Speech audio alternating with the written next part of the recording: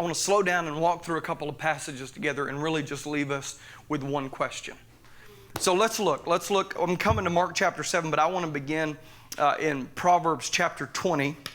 Proverbs 20, verses 4 through 7. It says, "The sluggard does not plow after the autumn, so he begs during the harvest and has nothing. A plan in the heart of a man is like deep waters, but a man of understanding draws it out. Many a man proclaims his loyalty, but who can find a trustworthy man?" Now listen to this last verse right here. This is what I want you to really catch. "A righteous man who walks in his integrity, how blessed are his sons," watch these two words, "after him." A righteous, I love the way the NASB right here translate this. "A righteous man who walks in his integrity, how blessed are his sons after him." Now let's get a little bit of a mental picture as to what the writer is saying here. Any of you all remember the snowstorm that came through back at the beginning of this year? Y'all, I came from East Tennessee. We did not get ice on the roads like that where we come from.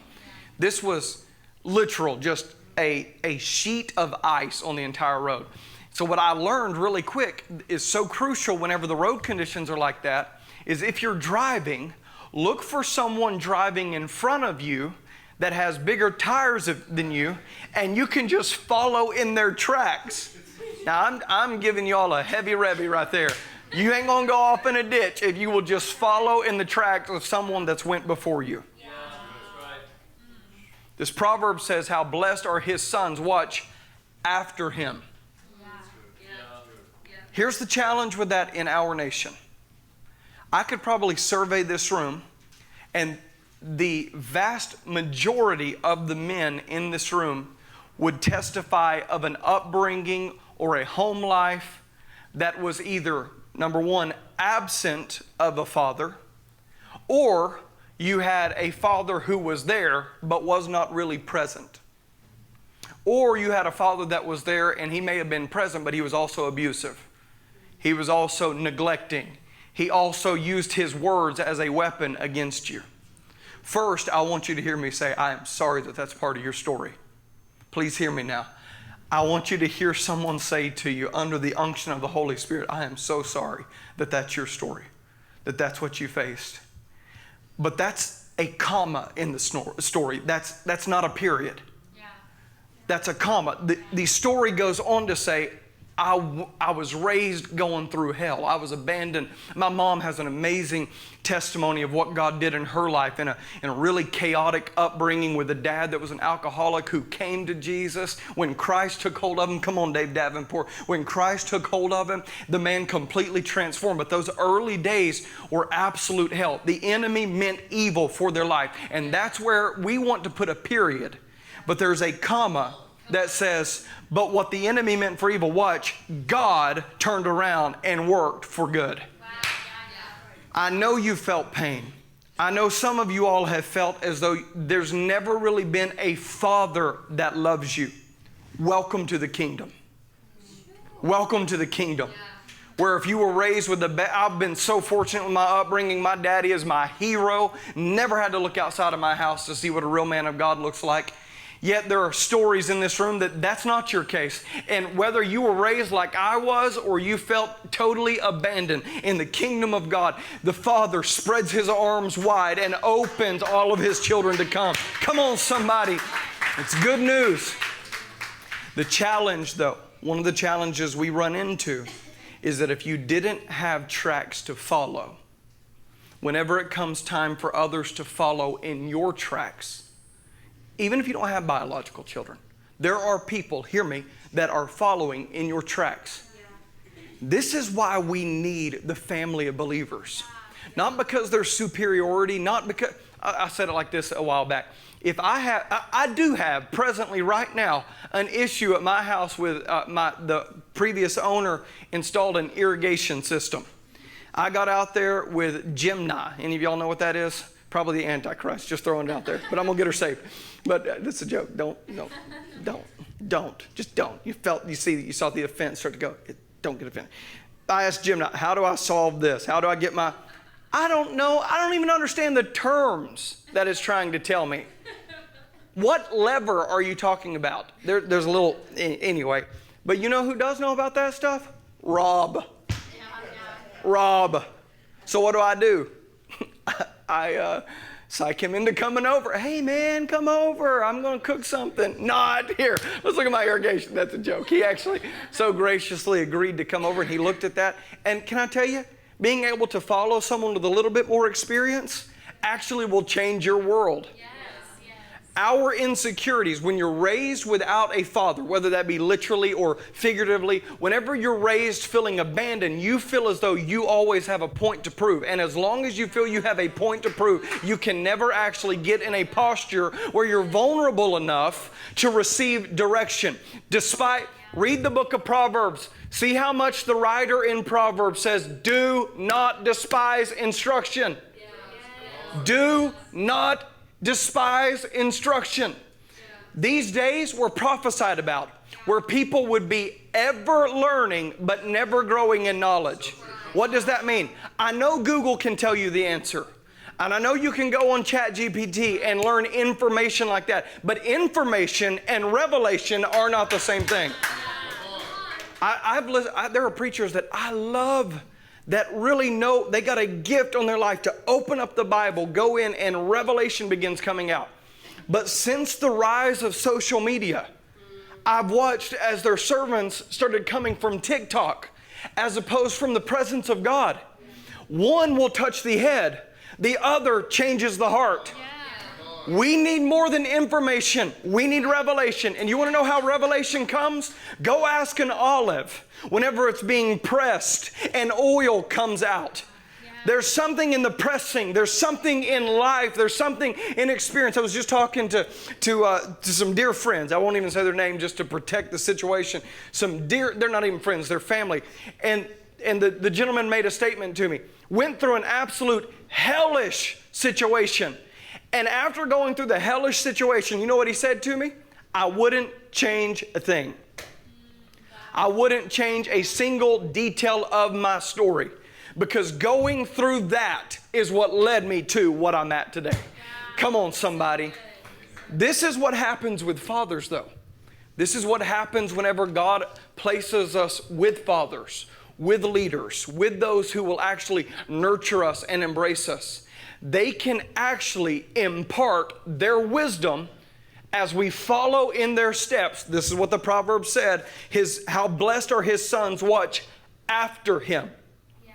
They're able to walk in the blessing that the father generates through the pain that the father went through, so that the sons and daughters can bypass some of the same trials, struggles, difficulties. Are you with me today? Just by way of following in those footsteps. There is at my house in my office somewhere, probably not anymore now that I have Judah and Rhema. I was at a men's conference, and man, he serves on our board here actually. Barry Camp, he's a pastor over in North Carolina. Him and Tammy Camp are just some of mine and Allie's heroes. We love them so much. Look forward to the day that we get to have him come out and minister here at Vivacious. But Barry Camp was preaching at a men's conference that I was at one time, and he got up and he just had a unique way, always making the word just kind of come alive. And so he gets up and he gave every man, he said, all right, gentlemen, you got to understand. Barry Camp, I told him one time, I don't think he liked this very much actually, but I told him, I said, you know, you kind of remind me of the Duck Dynasty guys. Like he's just real, like he's real well kept. Like he don't dress like the Duck Dynasty guys, but he's just real country. And so he gets up, just talks real slow and deep revelation. He drops truth bombs left and right. And he said, gentlemen, my title today, that was really, really good if y'all knew him. Gentlemen, my title today is, I want to talk about the elephant in the room. And he went on to actually tell a real story about an elephant that I want to turn around and talk to you about today. Any of y'all ever heard of Dumbo? Well, this is not that. That's not what I'm talking to you about. I just wanted to see if anyone happened to know about Dumbo. But he told the story. There was back in the mid-1900s, there were some rangers at a national park in South Africa. And they started realizing something really concerning in the mid-1900s as they're going through the park. Some of y'all have probably heard this story before. as they're going through the park, they keep finding these rhinos that were dead. Over and over, they find these rhinos. But what they started seeing is one after another, they almost every single one of them had two massive holes in their side or wherever they were charged at. Here's what happened. There were these teenagers. Just kidding. Don't be offended back there. Don't be offended. But these teenage elephants, they were going and they were literally killing. It wasn't just the rhinos, but they thought, the park rangers thought, there's poachers. That's what their thought is initially. There's poachers that are coming to, harvest these animals, whatever. Meat eater, Steve Arnell, that's who it was. No, what they realized is as they're going through them, they're looking at rhino after rhino after rhino after rhino. They all had the same distinct marks, and it was from these teenage elephants that had gotten very aggressive and became very destructive. And it wasn't just towards other animals. They were also becoming very destructive in the landscape, in the region. They were just being incredibly destructive. So they tried different things to try and train these teenage elephants. And no matter what they tried, it didn't seem like any of it worked. And this is not a fabrication. This is a true story. You can go look it up. I think it was actually Psychology Today that came out with the initial report on this. After trying several methods to bring these teenage elephants to a spot where their behavior would change, nothing working, they said, you know what? What if we were to bring in some mature elephants? What if we were to bring in some mature elephants? And at this point, they're like, why not try? We've tried everything else. They end up taking well-established, mature adult elephants. And you guys know elephants are very smart. I don't know if you know that or not, but they are not like my dog that drinks out of the chlorine pool. They are, they are very smart animals. And they bring in these adult elephants. And when they get there, almost immediately, all the shenanigans with the teenage elephants stops. Almost immediately, their behavior begins to change. And it was not because the adult elephants got there and began to fight with the teenage elephants. They said, come on, square up, big guy. Let's go. They weren't doing that. It was their presence. Yeah. It was them being there. Yeah. Oh, it wasn't them trying to necessarily teach them a lesson. It was them just actually being in the life. What solved the problem? Listen. It wasn't because the mature elephants fought them. It's because the mature elephants fathered them. Wow. I'm talking today better than you're hearing me right now. They took mature elephants. I'm speaking prophetically right now. Am I calling you an elephant? Maybe a little bit. Just hear me. They took mature elephants out of a place where they were established and planted. Hear it. They took mature elephants out of a place where they were established and planted, and instead they planted them in a place where they were needed. Wow. Yeah. I know. See, right now I'm seeing the light bulb just as the Lord did. Why did God pick my family up from a place we loved, where we were established, where there's people that we've done life with forever, and move us 6 hours away to a place that when the first time I said go Vols, I thought people were going to pick up stones and throw them at me.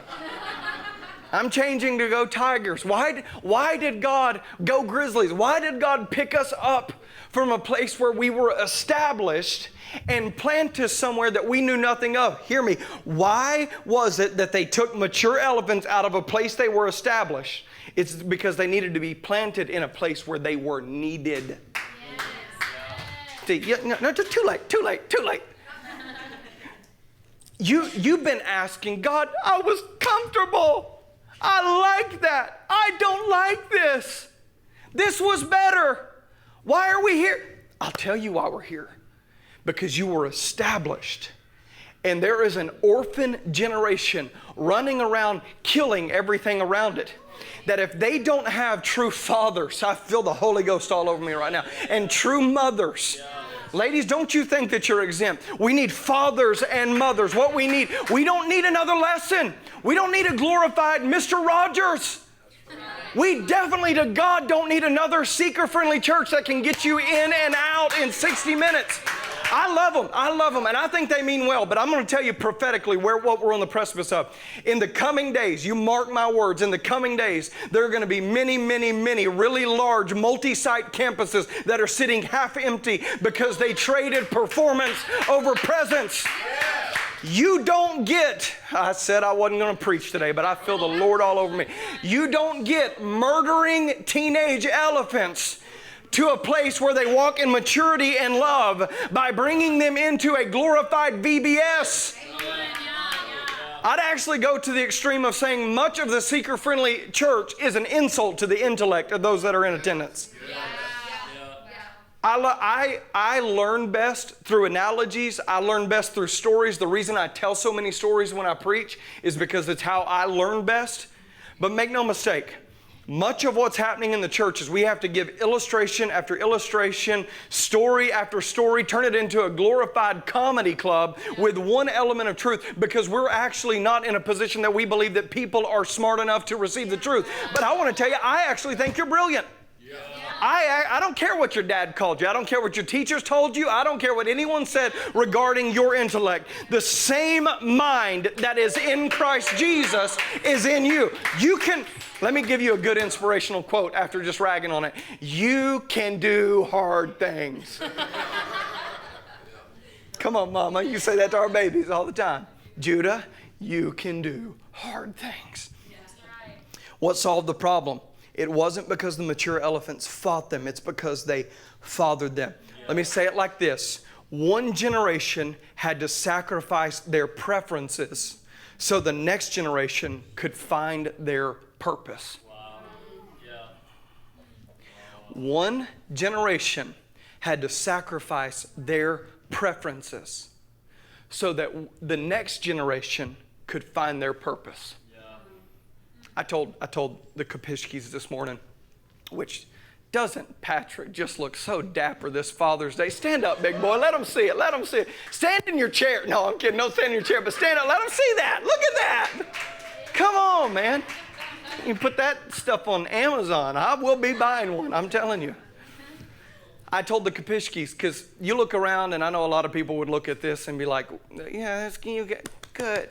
Y'all, we started with 8 people. We've not done any marketing. I'm not saying we won't. We're working on some things with the facility, and whenever we can let our city know, we're going to let our city know. But right now, there's just something organic He's wanting to form. These 2 walked in the door when there was no one here. No one.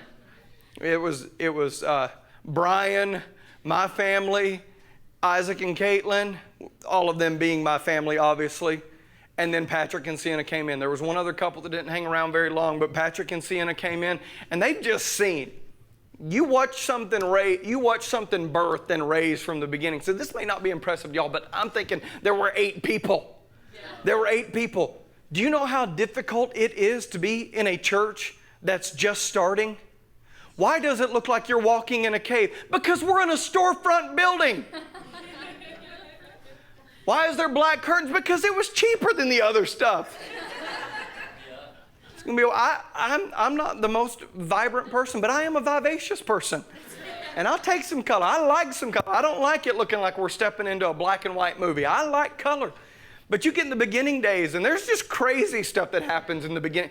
Crazy stuff. We had to tell a guy, listen, brother, we love you. You're welcome here. But if you kiss one more, I literally from the pulpit, it probably was not my finest moment, but from the pulpit, I gave the men in this church permission to knock the guy to the ground if he touched a woman. I know, the love of Jesus, I know. And anyway, so we're still believing God for that brother to get right with Jesus. You deal with some stuff when you're at something from the beginning, but you can either go and be part of what's already established and comfortable, and some people are called to that. I'm not demonizing it. Please don't hear it. I'm not demonizing it. But some of y'all have been rattled by God because He said there's something in you that needs to be released. And it's never going to be recognized in an environment that's already running on all 4, 5, 6 cylinders. There are some teenage elephants. They are coming into this church. They're on their way. One of the most recurring prophetic words we've had over our lives, and you listen to people that are coming in this again and again and again, prophetic words is regarding the emerging generation. They are coming in. But I never want, if you go back and study the Jesus, any of y'all ever study the Jesus revival that happened? The downfall of the Jesus revival is there were no real fathers and mothers. You want to know part of the reason that why there was no fathers and mothers? Because the guy that stood behind this pulpit, had to be the one that everyone bowed before. What if we would actually be fathers and mothers?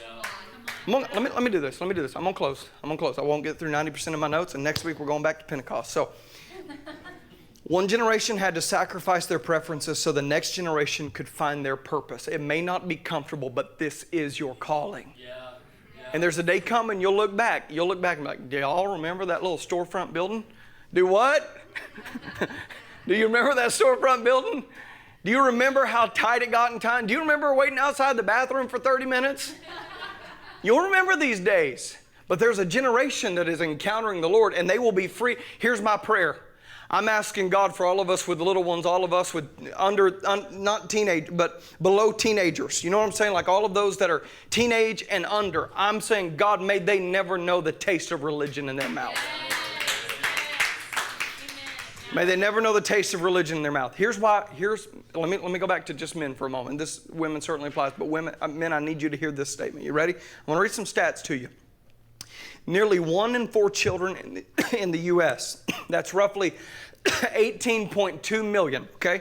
Nearly 1 in 4 children in the U.S., roughly 18.2 million, live without a biological, step, or adoptive father in the home.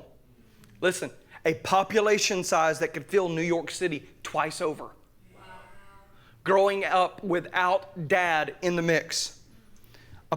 Now, I know that stories happen, life happens, and even probably in this room, or certainly with people that will listen to these podcasts and videos later on, would say for different reasons in life, they weren't able to be there in the family the way they wanted to. Hear this. God will take even that and turn around and raise you up to father and nurture others. Your story is not over. Your story isn't one of defeat and failure. It's one of there was a bump in the road, and watch what God will do out of that. 1 in 4 children in the U.S. live without a biological, step, or adoptive father in the home. Approximately 85% of all youths in prison come from, watch this, fatherless homes, making father absence one of the single strongest predictors of juvenile incarceration. Wow. Children from father absent homes account for 63% of all youth suicides. You hear that? 63% of all youth suicides and are roughly 4.6 times more likely to take their own lives than those raised with an active father. An overwhelming 90% of all homeless and runaway children grow up in homes without a father. I hope these statistics are not just in one ear and out the other. We're being summoned by heaven for something significant. And you may not have had tracks to follow as you were being brought up, but don't you dare let a generation be raised up wondering, where do I go? Where do I turn? Let them follow in your tracks. Let them follow in your footsteps. Children living in a single mother household are 5 times more likely to experience poverty than those in married parent families. 71% of all high school dropouts come from fatherless backgrounds, and these students are statistically 3 times more likely to face school suspension. Daughters raised in a home without a father are 7 times more likely to experience a teenage pregnancy compared to peers with actively involved fathers. Last one, 75% of all adolescents in chemical abuse. Come on, Memphis, Tennessee. I have heard since being here, I have heard about kids that are not even double digits that are dealing drugs. In our city. In a city that is one of the most fatherless cities in all of the nation. That's why you're here, to be a father to the fatherless. Roughly 75% of all adolescents in chemical abuse and substance treatment centers come from father-absent homes. I'm going to read this one thing from Mark chapter 7 and we're going to be dismissed. The church that man is establishing has one agenda: build a following. The church that God is establishing has another: build a family.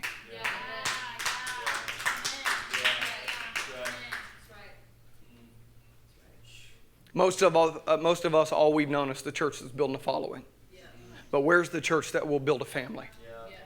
Where's the people that will look at the ones that no one else wants and says, come on, you can belong here?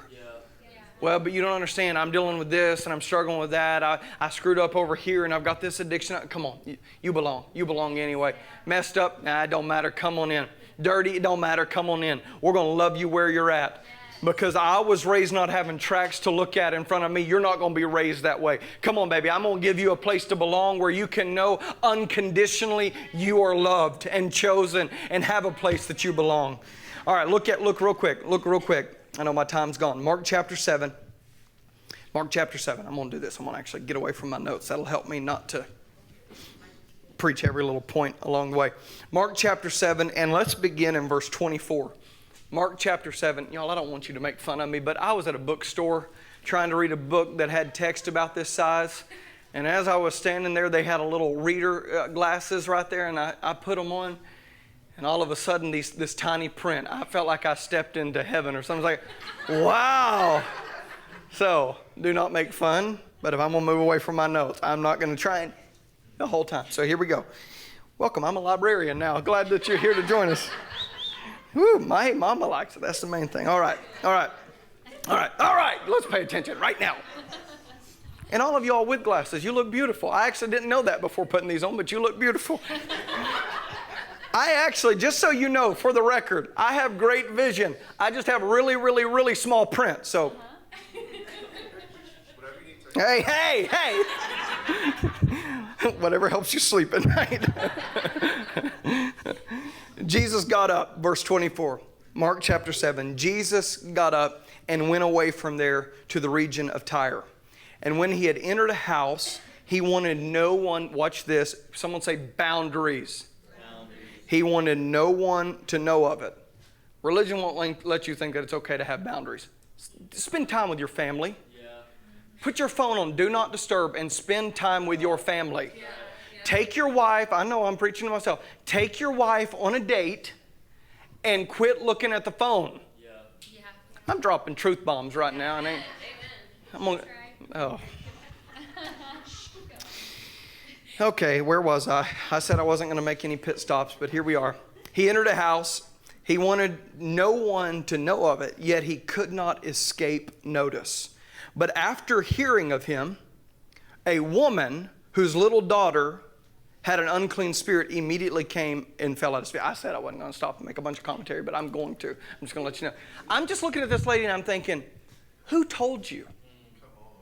Like, how did you know? Like, who is the person that looked at this Greek Syrophoenician woman and said, I know you've heard all public etiquette that says you're a Syrophoenician, you're a Greek, do not fellowship with a Jew.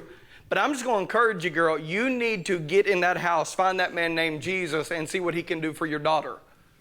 You know, it's fascinating because this is such a remarkable story. It actually is so significant that it ends up in 2 different gospel accounts, which is a big deal in theology. If it's being repeated, it's a story worth noting. And yet we never know the individual that told the Greek Syrophoenician woman about Jesus. Let me ask you guys in here. There may be a couple of you, but if I say the name Mordecai Ham, who knows who I'm talking about? Okay, we got, who else hand? Wave high, wave high, wave high. I'm not going to quiz you on it, but just wait. Okay, in a room this size, we had 3 people raise their hand. How many of y'all, if I say who in here knows the name Billy Graham, would raise their hand? Billy Graham, Billy Graham. Mordecai Ham is the person that won Billy Graham to the Lord. Wow. We equate significance in America with being known, with a following. But what if significance is the fact that when you reach them, they're going to see a generation that's grievously vexed, brought to a place of freedom? I think we need to redefine what significance really is. And it's not about you having a blue check next to your name. You can pay for that now. Just so you know, quit trying to harvest likes and all of that. You can actually pay for it. Go pay for it and, scratch that itch. And let's move to significance actually being transformation, not notoriety. All right, moving along. Let me get my glasses back on here so that I can hear you better. Isn't that how that works? But after hearing of him, a woman whose little daughter had an unclean spirit immediately came and fell at his feet. Now the woman was a Gentile of the Syrophoenician race, and she kept asking him. She wasn't going to take no for an answer. That's what faith looks like. She kept asking him to cast the demon out of her daughter. Now, don't you buy into the nonsense that this stuff don't happen. We still see demons cast out of people. We still see captives set free. We're still going to drive crazy thoughts out of people's mind and let them taste true freedom. She kept asking him to cast the demon out of her daughter, and he was saying to her, let the children... Oh, I love this right here. I just want to try it one day. Let the children be satisfied first. For it is... This is what Pastor Loving... Think of Joel Osteen for a minute. This is what Pastor Jesus said. For it is not good to take the children's bread and throw it to the dogs. Say what? Pastor Jesus looks this woman in the face and says, it's not good to throw the food to the dogs. He's calling the woman a dog. And watch. This is what's fascinating about this. She turns and says, yes, Lord, but even the dogs under the table feed on the children's crumbs. He called you a dog. I've been in church my entire life. I'm looking at this lady saying, how are you not offended? You know what church people would do today if that happened? Oh, they'd leave a Facebook review. They'd go to Google and leave a novel. That preacher called me a dog. And they'd come back a month later and say, I'm still thinking about this. Called me a dog. Nope. I'm gonna create a vlog about this. That's what I'm gonna do. I'm gonna create a series, and I'm gonna tell the world how terrible that preacher is. I look at that, and I personally, when I read the Bible, I don't know what you do when you read the Bible, but when I read the Bible, I put myself in every person's shoes. And when I put myself in this little mama's shoes, I think, are you not offended? And do you know why I think that? Because I'm not desperate enough. There's another story in the Bible where a blind man comes to Jesus, and you know what he does? He spits in the mud, creates a neosporin out of mud, and wipes it in the brother's eyes. I read that and I'm like, how rude. And I'll tell you why I look at that and think how rude. Because I can see. One of the things I love about being in this city, one thing I really, really love that we get to do, we didn't get to do this for years because of how broke we were financially. And I've watched so many of you all do this, and it's just such a beautiful expression of the love of God. We see someone that, you know, their living condition now is really, really challenging, and so we ask, hey, have you ate today? And they'll say, I hadn't eaten in 3 days or whatever. And here's something that's so fascinating. Over and over and over, for those that are really hungry, when I say, hey, let me go get you something, what do you want? Do you know what they almost always say? Anything. Anything. Because when you're hungry, you're not picky. When you're desperate, you don't care if he spits in your eyes, if he calls you a dog. You don't care what it takes to get your breakthrough. You want to see something the way you've not been able to see it up to this point. Maybe what's left you in the state called stuck is your willingness to just be comfortable where you're at. I can't see, but I got people to help my dysfunction. I can't hear, but I got people to help my dysfunction. I'm a little bit hungry, but I had a little bit last night. Maybe your contentment in the place of compromise is keeping you from what God's actually inviting you into. Hear me. I know many of us right now are getting wrecked by the revelation of grace and the Father's love. But if the revelation of grace and the Father love is leading you to greater passivity, that is not the declaration. That's a doctrine of demons. That's a doctrine of hell. If it's making you more passive instead of passionate, you miss the whole memo. He that's been forgiven much loves much. I used to have to make myself tell people about the good news. Now, because I'm seeing Jesus as the expressed image of the Father, I cannot shut my mouth regarding the goodness of God. You don't have to give me, I don't think they're wrong, but you don't have to give me a reading plan anymore. That's right. I can't keep my nose out of this book. Now with my glasses, but I can't get away from this book anymore. Not because I'm disciplined enough. I'm in love. I'm in love with this man. I think our apathy has caused us to miss the opportunity that heaven's been presenting to us. Oh, Jesus, help me. Oh, I feel him right there. Let me close this. Let me close. But she answered and said to him, yes, Lord, but even the dogs under the table feed on the children's crumbs. I've watched church people all my life get offended about a whole lot less. And I've watched church people my entire life beg God for a breakthrough that they never get, because they let the most foolish things offend them. I know it's Sunday morning, but let me talk. We let the most foolish things offend us, and we don't even recognize it is the spirit of offense whispering in our ear. Yeah. Where is the discernment? Yeah. Come on, mature saints of God. Where is the discernment? Yeah. You know what? You want to know something? Allie and I have been so blessed, and I know challenges happen and all of that, but Allie and I have been so blessed to have a relatively turbulent-free marriage. Don't fight a whole lot, and that's because she's very gracious. I'm just going to say it. I don't know if y'all would recognize this about me. I know it's going to be hard to believe, but I can be a little bit stubborn, just a little bullheaded at times. I don't need you to pipe in right here, honey. Isaac always says, go to the corner. There's a corner right over there. Go to the corner, Allie. But yeah, I'm calling him out. I'm calling him out, you see? Bless God. But I've lost my train of thought because I'm like, I'm going to be in trouble when we get home. You know what I realized in our marriage, though, whenever arguments would start to come up, and you can see this in friendships, too. It's not just marriage.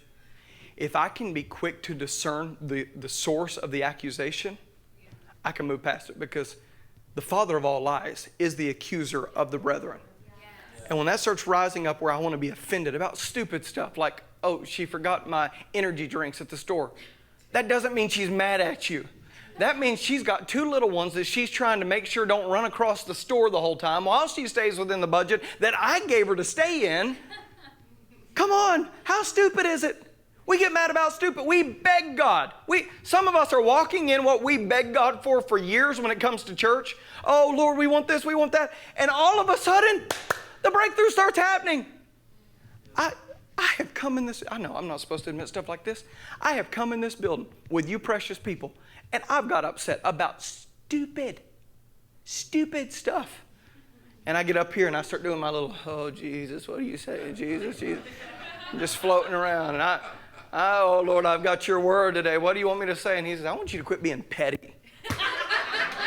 I know. Jesus don't talk to any of y'all like that. I'm just talking about me. Quit being petty. All right, church, happy Father's Day. You're dismissed. Get out of here. What are you? See if I share my heart with you again. I'm going to get some of them glasses that make your eyes like bug out, and then I'm going to look at you and it's going to be like staring into your soul. Again, I don't really need these. But she answered and said to him, yes, Lord. All right, last point. I can't put up with you people any longer today. It's a joke. I love you. And he said to her, she said, yes, Lord, but even the dogs under the table feed on the children's crumbs. I came here for bread, but you're just giving me crumbs. Use what you got to get what you're missing. Use what you've got to get what you're missing. I may not have the whole loaf just yet, but I do have the crumbs. Get what you have and take it and get the breakthrough. Jesus, Son of David, have mercy on me. This is what blind Bartimaeus does. Blind Bartimaeus. He says, Jesus, Son of David, have mercy on me. And everyone around him starts saying, shut up. Shh. He said, well, I ain't got sight to find my way to him, but I do still have a voice. I may not be able to use my eyes to get to him, but I can use my voice. I'm not going to let the rocks cry out in my place. I'll use what I've got right now to get what I'm missing. Okay, I said last point. I was kidding. Now this is the last point. She looked and she said, not one of y'all laughed, so I know it's really time to close now. So he said, yes, Lord, she said, yes, Lord, but even the dogs under the table feed on the children's crumbs. And he said to her, because of this answer, go. The demon has gone out of your daughter. And going back to her home, she found the child lying on her bed, the demon having left. I love the Passion Translation says that she was freed, watch, permanently. Not temporarily, not temporary relief, not a temporary breakthrough, but lasting breakthrough. One man of God said it like this years ago. He said, freedom is not the amount of time that you spend in between sin cycles. Freedom is not the amount of time you spend between, okay, I just had to fall apart. I'm good, break down again. Freedom is not that space right there. Who the Son sets free is free indeed. My papa went to an altar as an alcoholic in one moment. I know it doesn't happen this way for everybody, but there is freeing power in the revelation of Christ Jesus. He came to the altar as an alcoholic, laid his life down to Jesus. He got up, went home, dumped all of the alcohol out, and never drank another drop for the rest of his life. Don't tell me that the Son isn't still setting people free, because who He sets free is free indeed. The King James Version of this in Matthew's account does something really, really interesting. The King James Version actually says that this girl was, listen to this statement. I love about the only thing I love about the KJV is the poetic nature of it. It says, this girl was grievously vexed. She was grievously vexed. She wasn't just like a little messed up, like had a little bit of problems. She didn't have just a couple little issues. She was, the Bible says, grievously. Have any of y'all ever lost someone that you love and went into grieving? That's not just, oh, this is so sad. We'll see you in the great by and by. No, it's like something from the depths inside. There's a brokenness so deep that there are not words. This girl was grievously vexed. So vexed that a mama is willing to break all the social norms. Press through. It doesn't matter what happens to her. Press through all. She's going in someone's house uninvited. A Greek Syrophoenician woman going into a Jew's house uninvited. We're going in at least to see this Jew, and she goes in and she gets her breakthrough for a daughter that she was so, come on parents. Y'all ever had a child you've been concerned about? It may not be something like this. Y'all ever had a kid that just randomly spikes a fever and you go on Google, you know what Google's telling you to prepare for? It's like your heart just sinks. As a parent, you know how heavy this weighs. But whenever I read the Bible, there's something called exegesis and eisegesis. Exegesis means you take out of the text what the Bible actually says. Eisegesis, the way I remembered it was, eisegesis is I am inserting my own idea into the text. The Bible doesn't actually say this, but I'm going to insert my own belief. I'm going to make the text say what I want the text to say so that I can draw out of it the conclusion that I want to draw. So I'm going to go ahead and preface what I'm about to tell you by saying that's not my agenda in this. But as I read this text, something that I think we have to do, just from a strictly observational perspective, if you're weighing the text, you should begin asking certain questions. One of the first questions I want to pause and ask is, how in the world does a little girl, think about a little daughter, end up grievously vexed? What in the world did she face? What did she go through that would make a young daughter grievously vexed? To put in perspective, young daughter, women were teenagers in that age. They were considered a woman as a teenager. A young daughter was deemed grievously vexed. Yeah. How severe was this case? I got to make sure you hear that. How severe was this case? And how did she get to the spot? And I mean, you look at our kids running around in this church, acting crazy and doing wild stuff, just being kids. How does a little child come to the spot that they're grievously vexed? Which leads me to the next question and what the whole sermon's about today. Where is the Father?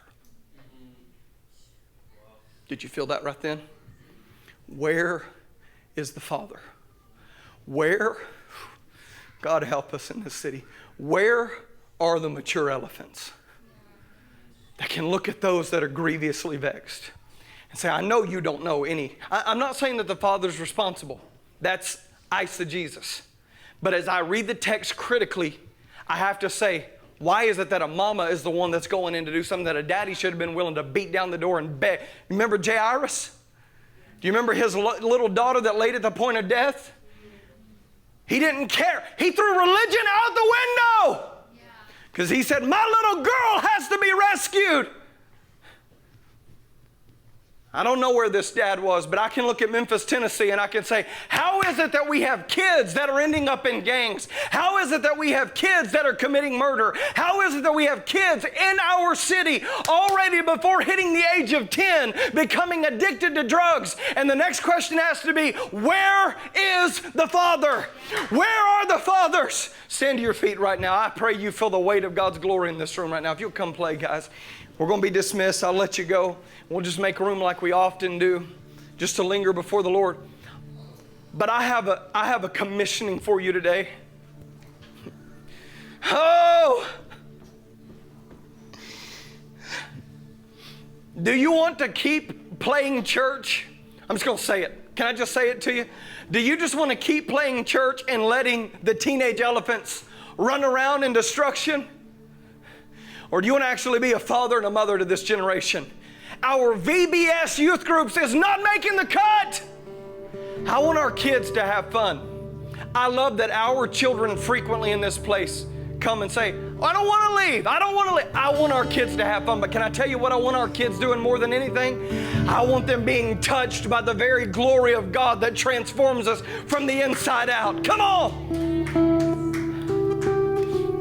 We can either try to win the popularity contest that will get more and more teenage elephants to come, or we can insert ourselves in their mess. I think that's why God raised Vivacious Church up out of nowhere.